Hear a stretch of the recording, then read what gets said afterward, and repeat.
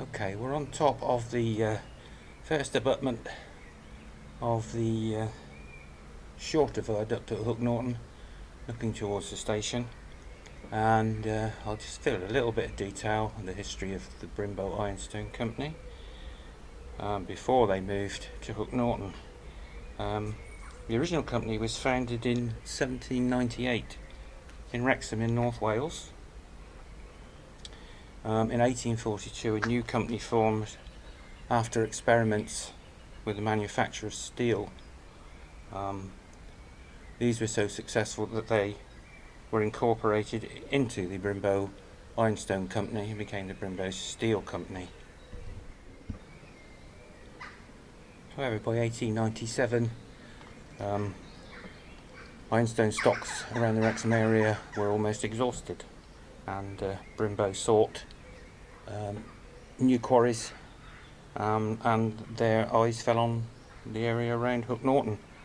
They purchased land on Council Hill, which is away through the trees about a half-mile in front of us, set up a calcining kiln, and then proceeded to run a tramway off the site under the Milcombe Road, and I'll show you that on a map in a second, up to their newly purchased land at Park Farm.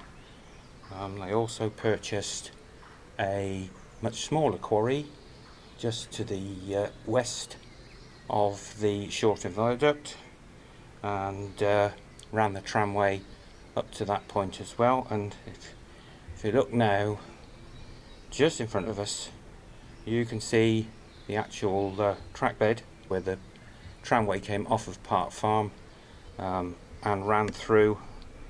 I'll just spin round. Ran through to the left and disappeared behind this other parapet wall into the smaller quarry. Just at this point here, there's quite a bend in the track, and in 1903 tragically a locomotive derailed and tipped over, trapping the driver by the legs. It was only through amputation of his legs that the driver was saved. I don't know what his fate was. I'm presuming his life was saved, and it was a rather tragic accident. So the tramway system was in place initially. This over years grew and grew until it became the largest 2-foot gauge railway in British steel making history. And I'll just pan back round there. Probably just about see it through the trees. There's the first pier of the shorter viaduct. Initially Brymbo had hoped to employ local labour, but they found to their astonishment that there wasn't any labour, or hardly any labour, available. Everybody seemed to be in employment, so they needed to bring in skilled labour from Wrexham. And to that end they built 6 cottages on the Hook Norton Milcombe Road. We'll hopefully have a look at those. That was at the point where they put a tunnel under the Milcombe Road from the calcining site, and they then proceeded to commence quarrying at Park Farm, and we'll have a look at Park Farm next. Before we follow the footpath, there is a footpath that goes along the top of the escarpment to the bottom of the quarrying site, and we'll attempt to locate the point where the railway, or tramway as it was, actually crossed the brook. There's a small brook way down that bank in the bottom. There's a small brook. It's not the River Sware, it's a tributary of the River Sware, but somehow they needed to cross that brook, and on the old map, which you need to have a look at, it actually shows a bridge. Whether that bridge is still there, I suspect it was probably mostly made of timber, if it was, so it'll have rotted away. Okay, quick look at the not to scale map then, and we're concentrating on the area below the red line That red line shows the Hook Norton to Milcombe Road. About 2/3 of the way along you can see cottages, that's the Brymbo cottages, with a tunnel. That's filled in, I believe. We'll have a look at that. And then to the south of that red line is the area we're concentrating on. There's Park Farm, there's Manor Farm, and you can follow the Banbury and Cheltenham direct railway as it swings in from the bottom left across to the centre right of the map, and you can see where the tramway crosses the viaduct just to the left up a little bit. That's where I'm currently standing, and goes out a short distance into the quarry. You can also see the point where the tramway crosses the little brook, and there's a tramway coming in from Manor Farm, one from the middle of Park Farm, and of course the one that we're currently standing next to the track bed of. They all reach a point just to the side of the river or the brook, and it looks as if there's a little passing place there, possibly also one the other side of the brook, and then goes straight up past Brymbo cottages, across the road and into the calcining site. So I say that's not to scale. The inset in the top right there gives you a bit more detail, and in the second video we'll be concentrating more on that particular area. I've still got to speak to the owner of the site yet, because it's still operational. Okay, just heading off for Park Farm, and I've spotted this. Been here loads of times and I've never seen this before. Have a look at that. Scrap boys missed that one, didn't they? That's a mounting point for the girder work across the top of the piers. That's one hell of a chunk of metal. Oh, I think the one on the other side, so see if I can have a look along there. No, they've scrap boys got the other one, but they certainly missed that one. Not seen that before. There you go. Just walking along the eastern side of the embankment, the old Banbury and Cheltenham direct railway. It's quite a warm day, and I'll just give you a look at that. See all those white flowers? That's wild garlic, and believe me, the smell is overpowering. It's so pungent, but that's the time of year for wild garlic, so I'm going to put up with it. Bluebells scattered in there. Have a quick look at the embankment. There you go. You fancy that one? That's a bit of a scrabble. Banbury and Cheltenham direct railway. Heading, that's in between two viaducts. The two viaducts. And in that direction it's heading towards Hook Norton station, as was. Here we are then at the back of Park Farm. This is the first piece of land that Brymbo leased. A massive 152 acres of agricultural land, under which is buried an enormous quantity of ironstone. This goes all the way across there. In fact, you can't see the full extent of it because it drops away on the horizon. But imagine it's your first day, you and your mate on this site. You've come with a shovel and a wheelbarrow each, and your job is to take off the overburden by hand, and you're going to get paid threepence halfpenny a cubic yard for taking off the grass, the topsoil, the subsoil, down to the first layer of ironstone. That's a bit daunting to anybody, but yeah, that was their job, and their only relief was to swap round. One would do the barrow, and then the other one, they'd swap round, the other one would do the barrow, and the other would do the shovelling. That was carted across the top of the quarry on a plank. The plank was on a trestle, sometimes 25 feet above the quarry floor, and if you haven't got your wits about you and you got your timing wrong on the plank bounce, you'd be down in the quarry pretty smartish and probably with a broken neck. So yeah, bit of a dodgy job that one. Down on the quarry floor, 4 guys, they're the loaders. 2 with picks and crowbars, they're loosening up the stone on the quarry face, and the 2 other guys have got sledgehammers for breaking up the larger chunks. Your only mechanical aid is the Hudswell Clark 2-foot gauge locomotive and either 9 or 18 tubs. You've got to fill those tubs, and they take about a ton and a quarter of stone each, and for that, between you, you're going to get paid 4.8. So talk about hard labour. Those guys must be as strong as oxes. So that's Park Farm. In 1903, the quarry, the smaller quarry, was worked out, and away over in the distance you can't see it's Manor Farm, about half a mile or so over the horizon there. They bought a piece of land on Manor Farm, not anywhere near as big as Park Farm, but that compensated for the loss of earnings on the little quarry just over by the second viaduct. So there you go, Park Farm.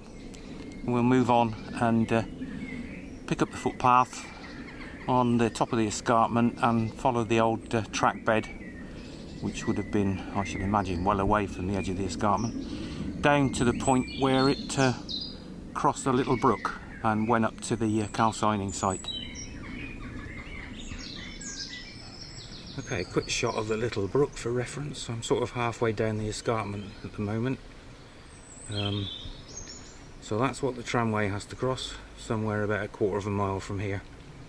Let's go explore. So there's the track bed going off into the small quarry that was closed in 1903. Follow that through there.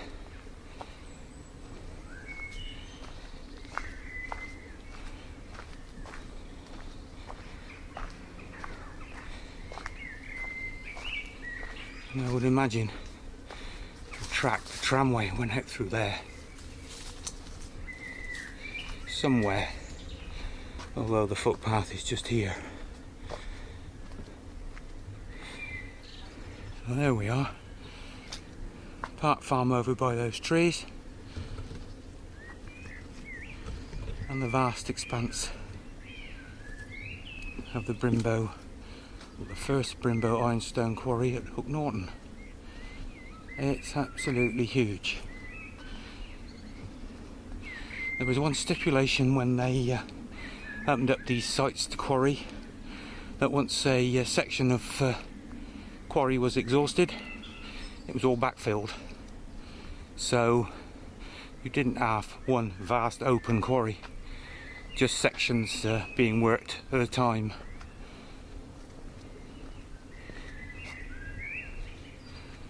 There's the footpath going off down there. I'm rather pleased to see it's dried up, because I'm only in trainers again. So I'll have a little wander down here and see if we can get to the point where the 3 tramways converged into one and went over the little brook. Just stopped in this opening for a second. I don't know if you can see that through there, that line of trees with that wooden fence, and there's a gap with another fence, but that's quite a low embankment. That's the actual line. The tramway running up towards the tunnel under the Hook Norton Milcombe Road. So behind those trees are the Brymbo cottages, and further up, what you can't see is the calcining kiln site, the major work site. Okay, you've got the tramway running in from under the viaduct where we've just come from, all the way down here, and somewhere at this point I would think a tramway intersected it, running through probably where that fence line is, and then the line would have carried on down here as a single tramway track. We're still going. We haven't reached the back edge of the Park Farm quarry by a long way, so we'll just carry on. With the advent of World War I, demand for iron and steel skyrocketed, and in 1915 Brymbo took delivery of their first steam navvy, a Ruston steam navvy, thus practically doing away with all manual labour. This was used extensively through Park Farm and all their other subsequent quarries, and in 1919 they took delivery of a riddler, and the riddler's purpose was to separate the larger pieces of ironstone, clean them, place them in a hopper, and all the small stones and soil and clay and whatever, all the detritus, went out of the thin end of the hopper and dropped into piles outside of the machine. Here's a photograph of a section of the Park Farm quarrymen standing next to the or in front of the riddler, to give us some idea of the scale of the size of this machine. It almost looks like a threshing machine for stone, which I suppose in a way it was doing exactly the same operation as a farm threshing machine. So I'm just picking up on the little brook again for reference, running away down through there, and we're now very close to the eastern edge of the Park Farm quarries. It's disappeared into the trees there. Okay, we've got the single line then running down here somewhere to about this point where there would be a fairly short passing loop according to the map, and then up there, I'll zoom in a little bit, that's the eastern boundary of the Park Farm quarry system.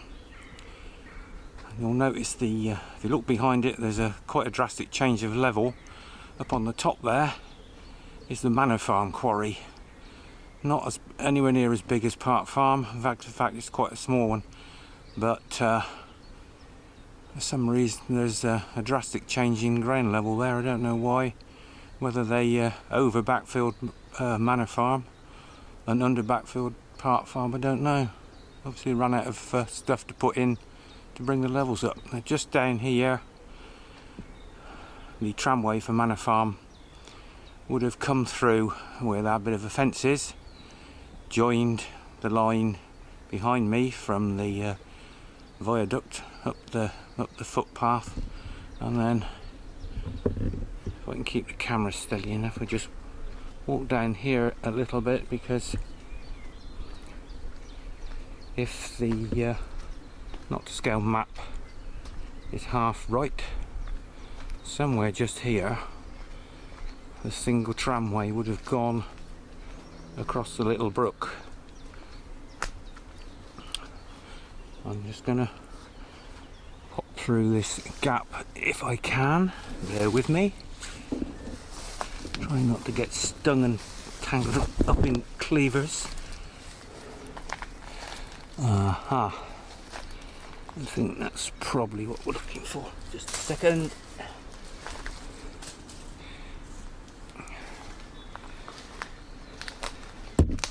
Oop. Yeah. So this is the track bed, the tramway through here. Not sure what I'm going to be able to see. I can see a metal barrier. Oh, just a second. Move over here a little bit. I can see a little bit of structure.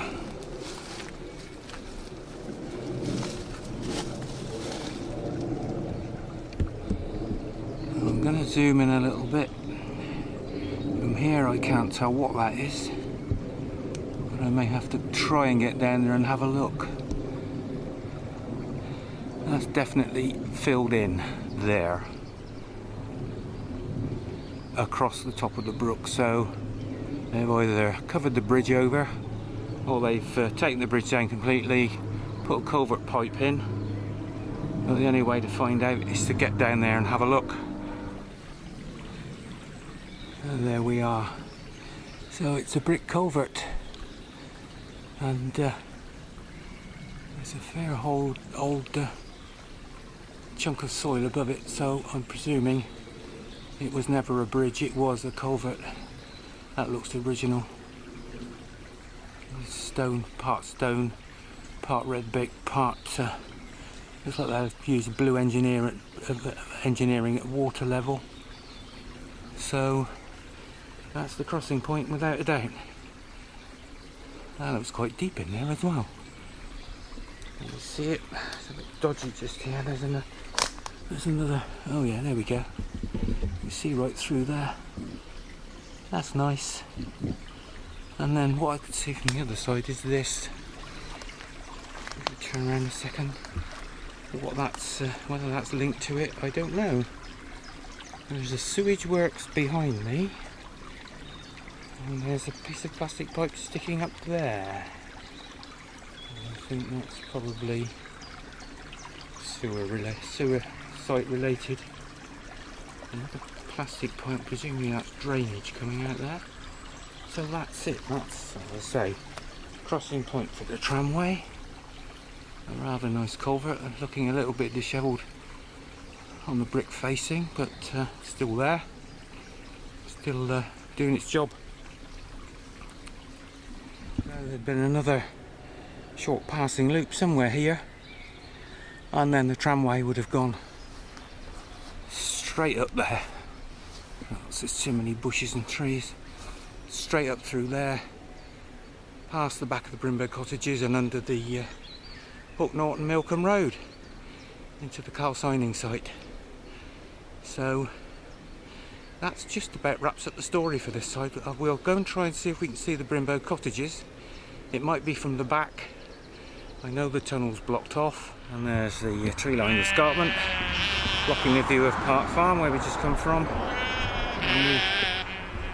And slowly up there's the tramway behind that hedge. Running up there, just ignore the sheep, and there's Brymbo cottages through the trees. I might be able to get a better look at those in a minute. But that's the Brymbo cottages, and then I'll see if I can show you the point where the tramway went under the road.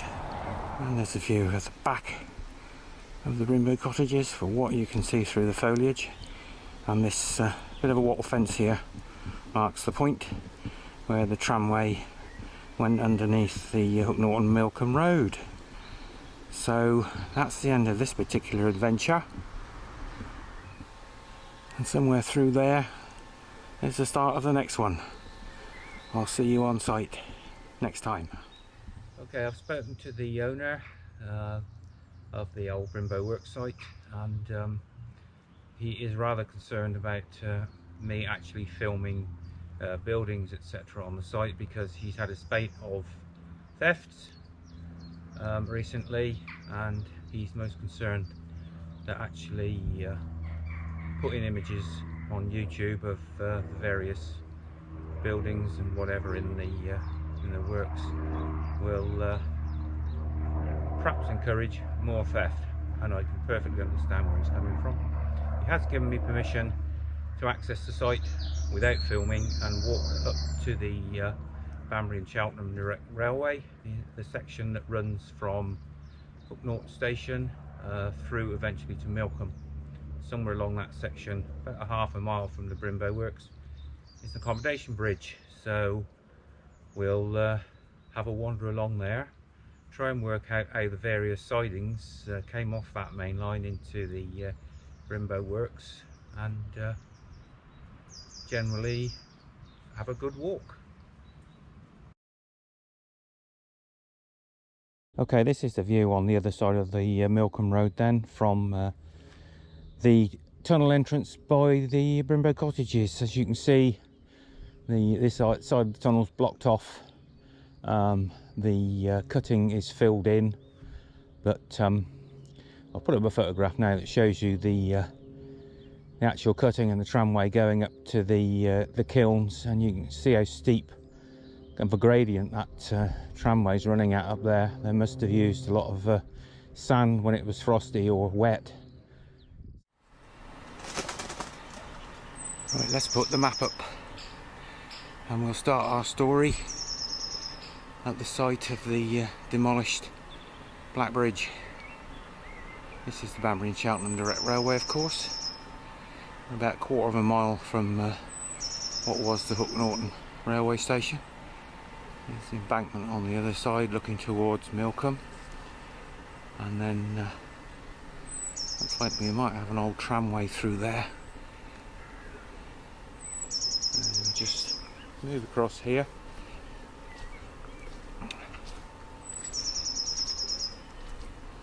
And out through there, as far as the eye can see, would have been ironstone quarries. Brymbo had quite a large quarry out in the centre, more out in the centre, and as you'll see from the map, there were 6 or 7 individually named quarries.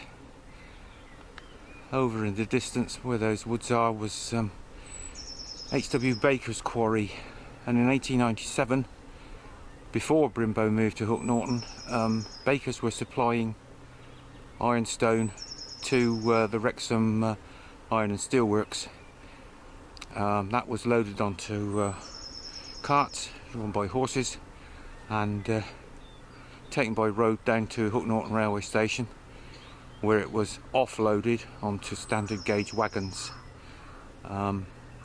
Bakers was receiving the princely sum of 1 and 6pence halfpenny per tonne, and the poor guys who had to load it and then offload it again were getting 4pence halfpenny a tonne between them. And all the tramways, as you can see on that not to scale map, ran through the various quarry sites. And then I'm only going to pick up the sun now. They all came down into one tramway and went under the Black Bridge and onto the calcining kiln sites. So we'll get up that embankment now and we'll have a walk up the railway in the direction of Milcombe. Just picking up on the railway boundary fence before we set off, and there's a Brunel broad gauge post and strut with line wire eye bolts. Some of the line wires are still there, and just below the strut there's a piece of the Black Bridge, which would appear to have been a red bridge. So why they called it the Black Bridge, don't know. Somebody will know, but that's definitely a piece of infrastructure. I'll put a picture of the this side of the bridge, showing the abutments of one of the Hudswell Clark trains having just run under the Black Bridge from the quarries out on Council Hill. Okay, on the embankment then, just left the site of the Black Bridge and we're headed in the direction of Milcombe, and we're going to try and find an accommodation bridge somewhere up ahead. And fortunately we got in here before it gets overgrown, otherwise I think we'd be struggling.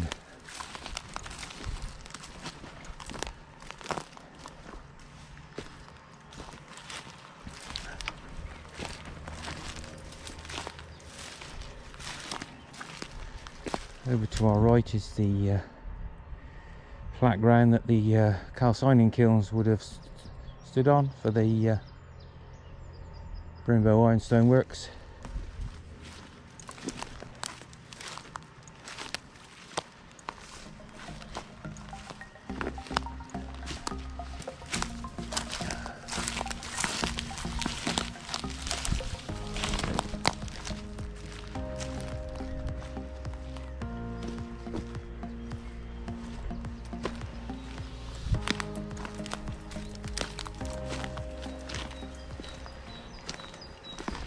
By 1900, Brymbo had started major operations on Park Farm, as we've seen before, and they'd added a second kiln into the site, and the railway line, or the tramway, from Park Farm up onto the Milcombe Road and onto the work site. Somewhere through there, although it's difficult to make out anything now, would have been a rotary tippler fitted in, installed in about 1915, and that was used, a rotary tippler on a gantry, which was on the tramway above the main siding, and that was used to transfer the ironstone from tubs into standard gauge railway wagons, and then it was off to Wrexham.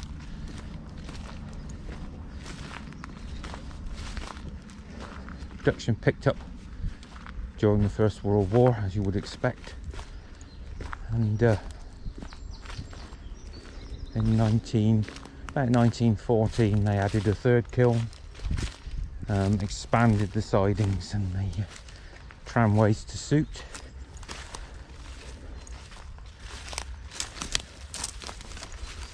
And then in 1922 they added a fourth kiln.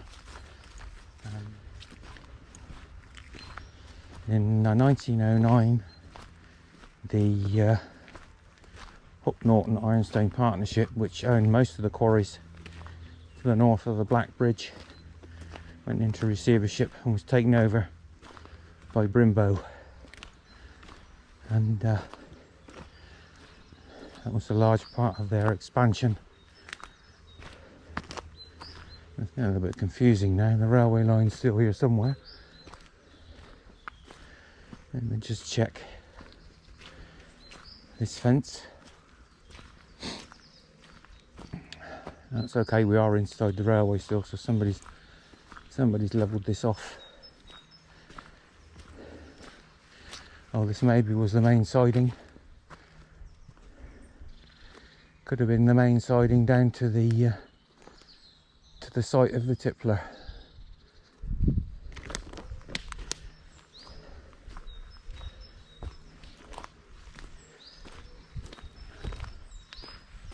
The Brymbo operations took a really hard knock, as did all the ironstone industries during the miners' strikes of the 1920s,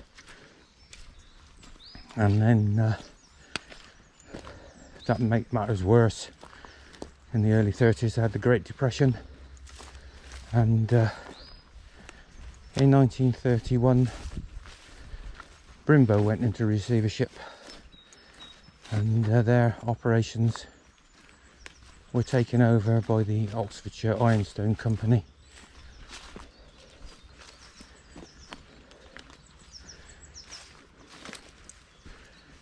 This is a very confusing site at the moment. There's a fair old gully down in there. Whether that's a cutting or what, I don't know, or whether it's just workings. Quite a complicated site.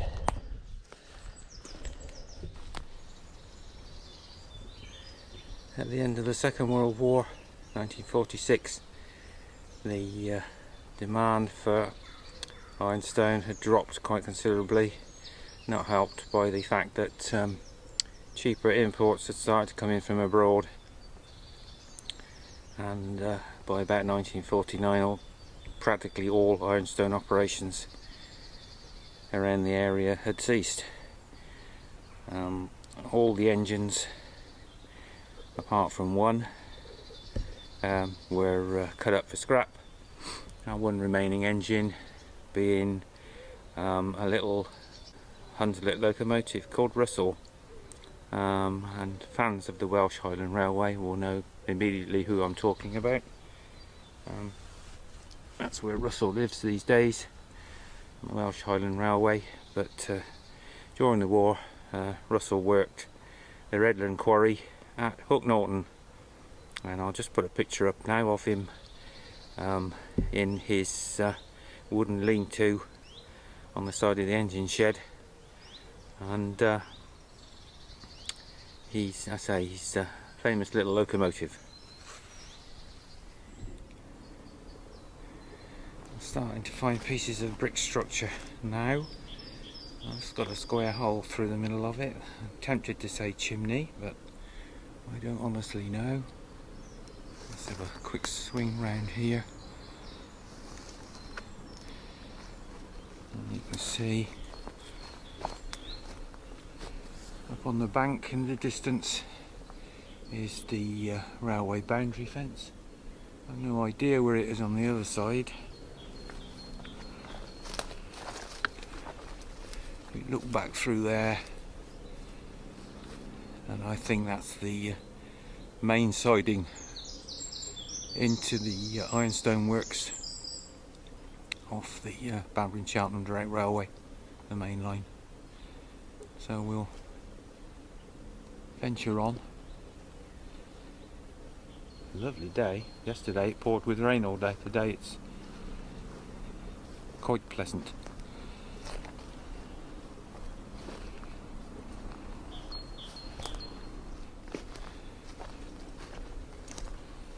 There's an embankment, quite a steep embankment up through there. I don't know if you probably can't see it, there's a lot of fallen trees in the way, but up through there, going up to the skyline, quite a steep embankment. Not so steep this side, but we are in a very wide cutting at the moment. Press on.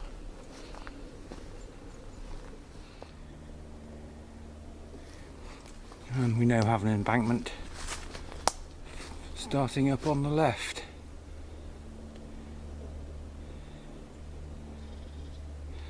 Is that we're the right side of the embankment? I think we are. So we'll carry on up through here.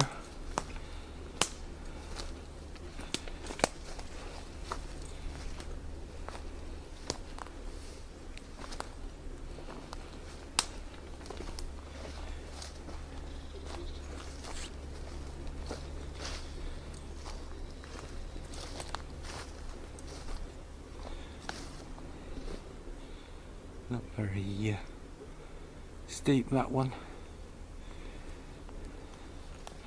So I'm currently not sure whether we're on the main line, oops, or whether we're on a cutting still. I think this is the main line. I think it must be. Railway fence still in attendance on the right hand side, but left hand side is just embankment.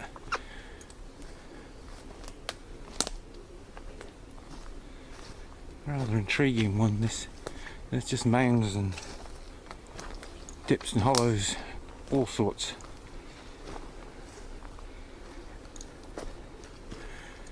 Somewhere up here, if we can get to it, is an occupation bridge.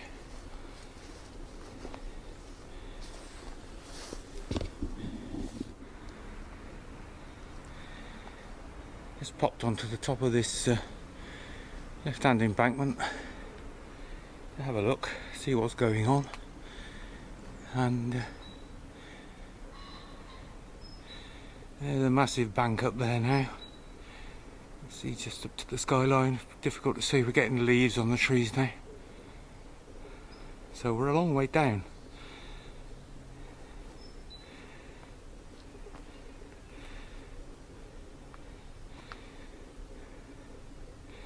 Oh well, this isn't finding the bridge, is it? And quite suddenly, we lost the embankment.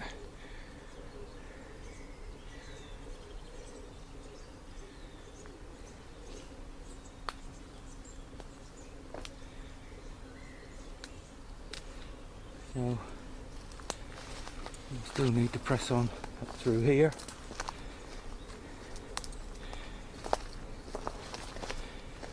which is, to be honest, getting increasingly more difficult, but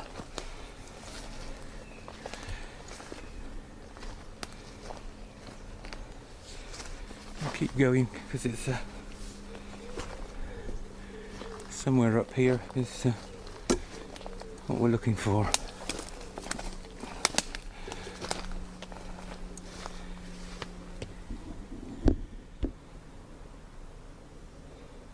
Railway boundary fence then, still on the right, still going strong, got some line wires on it, just up there, see that? The arch is filled in, there's our occupation bridge, so let's go and have a look at that.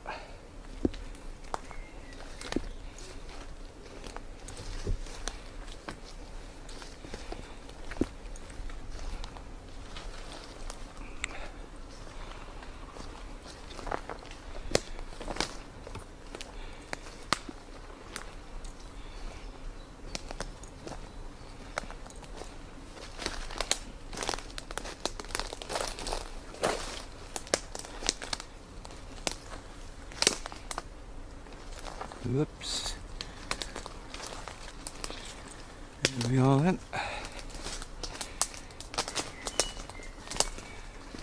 I wouldn't be surprised, having seen the photograph, if that isn't just about a carbon copy of the Black Bridge. The abutment, buttresses, railway fence perched on the top. That's quite a nice bridge. Move over a little bit. The sun couldn't be in a worse place. So get myself into a little bit more shade. There we are, that's better.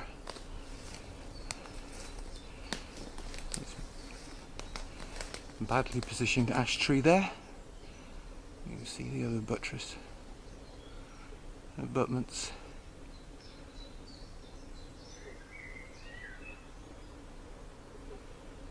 Yeah, very nice. And then there, well, didn't want anybody going underneath that bridge, did they? Whoever did that. And you can see the blackening of the ceiling up there.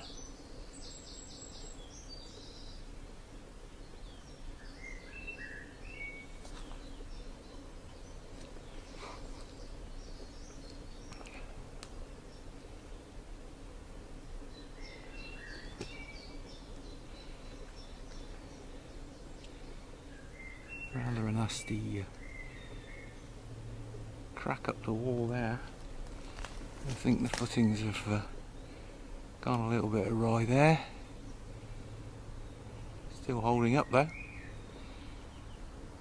Yeah. Well, that was worth the walk.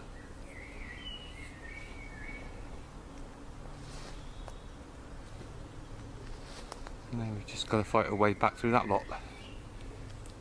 Oh well. It's a lovely day, so we'll press on back. There's the butt end of a telegraph pole, railway for the use of, and there's the fence, our GWR boundary fence, way on top of the hill.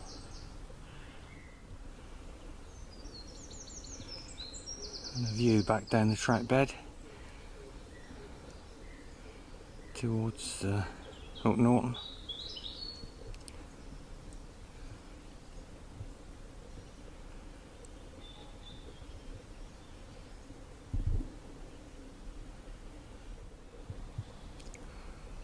Now for some reason there's a return fence just here.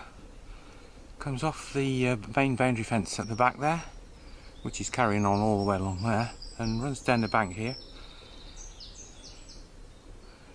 And then there's a post there.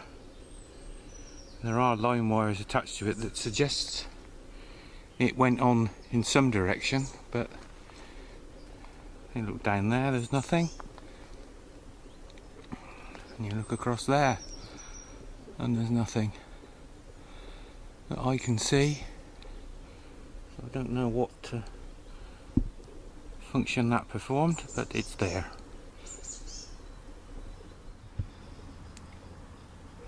Now there's a red brick with an interesting profile. What do you suppose that was from? Looks like it was out of possibly a column.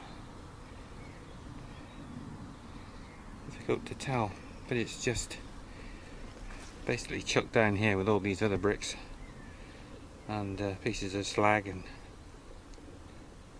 different sorts of stone by the looks of it. Don't know what that's doing there, whether it's shoring up that bit of a bank, but yeah, I don't know what that came out of.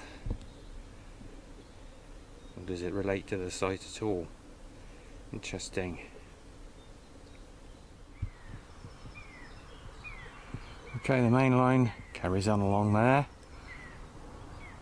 and just through there is definitely, that's the main siding down to the ironstone works.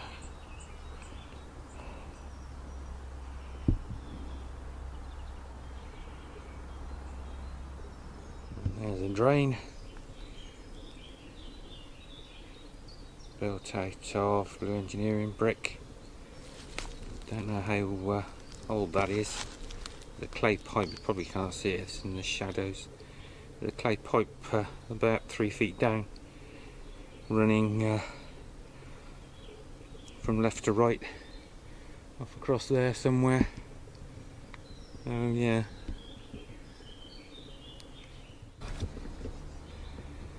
Back on the embankment then, the main line.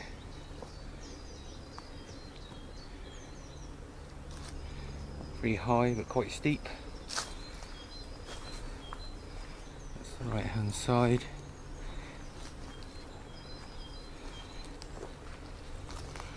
There's the left hand side.